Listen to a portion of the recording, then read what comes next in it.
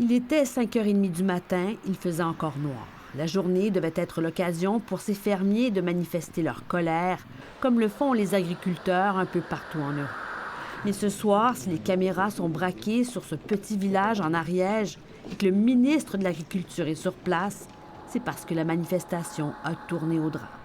Quand une voiture a foncé à toute vitesse sur ce petit muret de paille qui servait de barrière, et derrière lequel une femme de 36 ans, Alexandra Sonac, montait la garde avec sa fille. Elle est morte sur le coup. La petite de 12 ans, elle, a succombé à ses blessures à l'hôpital. Elle se battait pour notre métier et pourquoi elle était fière de nourrir la France.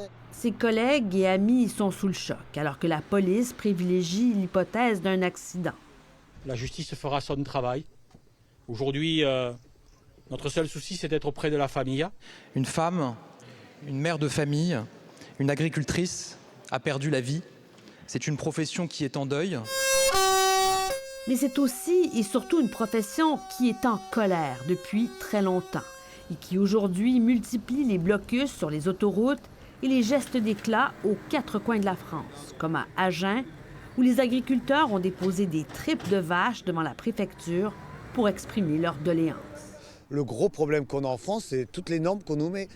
De la bureaucratie trop lourde à l'interdiction de certains pesticides et au contrôle interminable de leur production, des exigences dictées en partie par la transition écologique en Europe qui nous étouffent, dit cet agriculteur. Mais si ça bouge très peu, il y aura des tracteurs sur les Champs-Élysées, parce qu'une fois qu'on est parti, on ne s'arrête plus. Des menaces que le gouvernement Macron prend au sérieux, alors qu'il multiplie les rencontres avec les grands syndicats qui exigent rien de moins que des mesures concrètes, comme une exemption totale de la taxe sur le carburant. On est à l'œuvre avec le Premier ministre, avec le Président de la République pour apporter des réponses dont j'entends qu'elles soient concrètes et rapides. Mais c'est toujours l'impasse. Et à l'image des manifestations qui secouent aussi l'Allemagne, la Roumanie et plusieurs pays d'Europe, elle prend chaque jour de l'ampleur.